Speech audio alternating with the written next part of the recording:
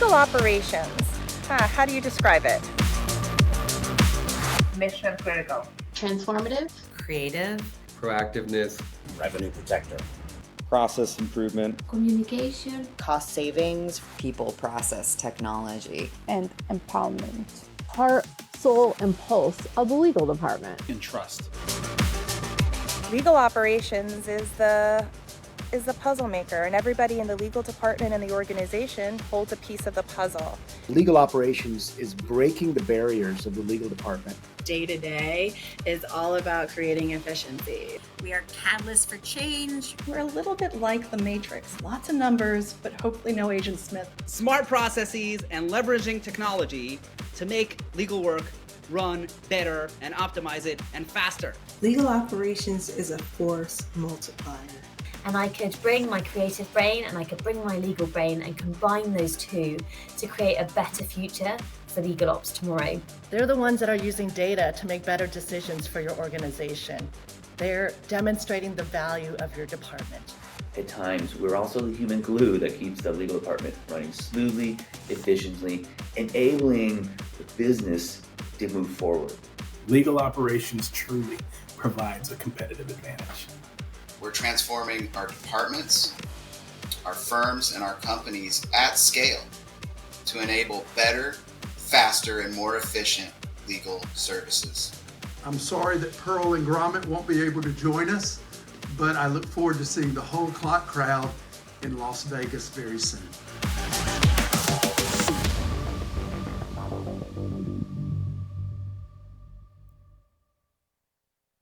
Good morning. Please welcome to the stage Director of Legal Operations and Technology at Netflix, a member of CLOC Board of Directors, CLOC Talk podcast host, and Institute MC for our 2023 CLOC Global Institute, Jenn McCarron.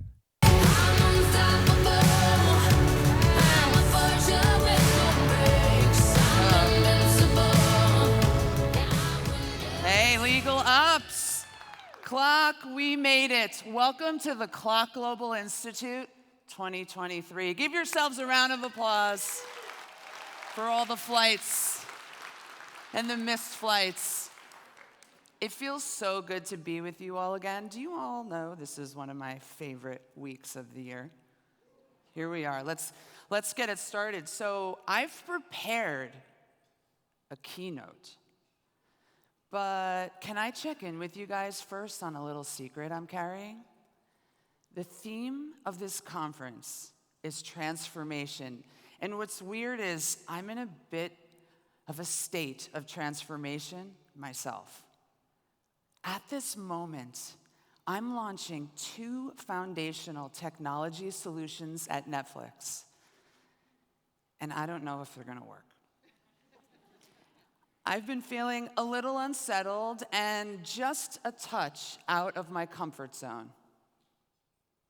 When you're trying something really new, I mean really putting yourself out there, people are counting on you. It's a tough place. The doubts can come. And the questions, was I crazy to even try this? Will any of this work? I know what it's like to not know. I know what it's like to feel like you're gonna fail and you've dragged everyone down the wrong path. This is not a good feeling. Phew, okay guys, thanks. Thanks for letting me get that off my chest. Look, I'm not gonna pretend that I have all the answers with a capital A on this stage as I stand before you.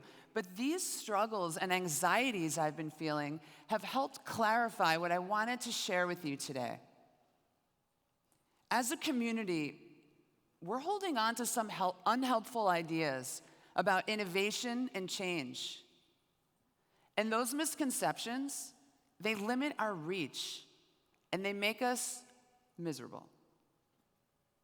I thought the best thing I could do from this stage was to blow up some myths about transformation. Here's one that's held me back at times. We have a burnout problem in legal ops. If you ask people what's on their list this week, chances are you'll get 25 things because they make these lists, they run into their new job with all this energy and fire, and then they get run down, frustrated, they switch roles very quickly, or worse, leave the community. This tendency to do a lot is a big part of that. Value, strategy, impact, and success are often the result of what you don't do. Think about the concept of negative space in art. As Michelangelo once said, the sculpture of David is already there in the marble block. I just have to chisel away everything else. We want to say yes to things that aren't moving the needle. But do you know what gives you power? Saying no. A few years back, I tried this exercise for a whole year with my team. We were in hypergrowth mode, solving huge challenges, lots of stuff coming at us at a crazy pace. So for a year, every random thing that came our way, the answer was no. Not literally. Imagine I just walked out of every meeting. No. I took them into my thinking. I inspired them with my vision. So I said no gently and appropriately. I listened. But the answer was still no. And we ended the year in such a better place. We focused on what mattered for our vision, and as a result, we took our impact as a team to the next level. And from that, I grew into a more strategic leader.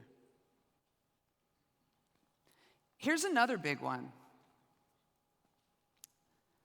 So many times, we think we can manage our way to transformation. We want to be in control, but we need to be in creativity. You can't expect everything and everyone to respond to your timeline and your deadlines. Innovation is not a linear or predictable process. It's creative, it's visionary, and it's ultimately uncertain. Sometimes the accident becomes the thing. One of the best songs I ever wrote came about in a funny band rehearsal moment where we were teasing our drummer for not wanting to play us the disco beat. You all know the beat. It goes, chats, chats. So we played a disco beat at him for a minute. Then we turned to one another and said, hey, that's a really great song. This happens at Netflix all the time. One team came to us asking for a big solution. Unfortunately, the roadmap was locked, but something inside me said, this is not a time to say no. So we improvised. We threw in a little bit of this, a little bit of that. It was like I was shouting suggestions from the back seat while they drove the car. It was fluid and a little bit messy. Over time, we pieced together a creative solution. And here's the thing, that little creative solution turned out so much better than any of us expected. We let go of expectations. We allowed an organic process to emerge and zigzag us to a better outcome. And that solution saves the department over 50 headcount and is changing how Hollywood handles this one particular contract type. You want evidence that creativity can lead to better business results? Here it is. There's one last myth about transformation I want to share with you. It's the idea that you have to be the one to drive the change and get all the credit. Real transformation comes from collaboration. It's a result of contribution and sacrifice.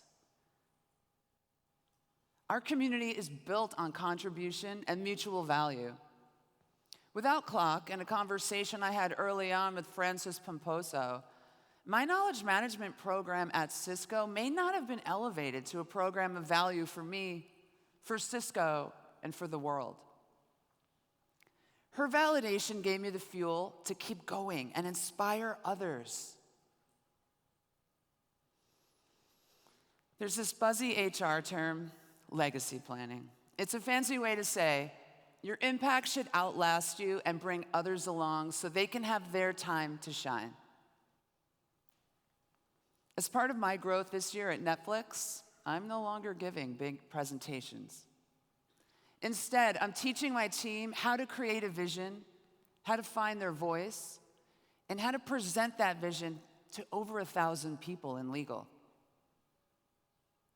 I'm a natural performer, so presenting comes easily to me, but I knew it was time to pass the torch and bring others up to their stage. Legacy planning isn't something you do in an annual HR meeting. It is a mindset. And when it comes to mindset, you must be in action every day. This is about succession and uplifting others. Apply your strengths, your gifts, your energy, and your passion to elevating others on your team. That's real transformation, transforming others. CLOC, here's what I want to leave you with today. We need to transform the way we think about transformation. Stop trying to do it all. Stop trying to predict and manage everything. And stop trying to do it alone. I'm married to a writer. She talks to me about this moment in every story called the dark night of the soul. It's where the hero is about 75% of the way through their journey, just at the end of Act 2, headed towards Act 3. It's the time of despair and doubt. It's the point of maximum vulnerability. They don't yet know how it will all turn out. Will they win the battle? Will they get the girl? Will they design the CLM solution lawyers will actually draft in? Or will they fail and lose everything? Look, I'm 5 years into Netflix, and this is where I am in my dark night of the soul.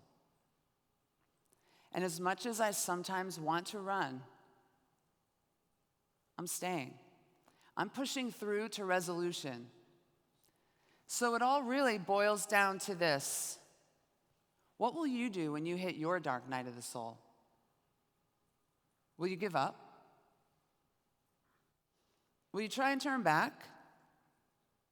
You can't go back to who you were in Act 1. You can only go forward, because that is where the big rewards are. And that is where the next iteration of you is waiting. Now let's blow this thing up and go home. Legal Ops, I wish you courage and good fortune on your hero's journey. Thank you.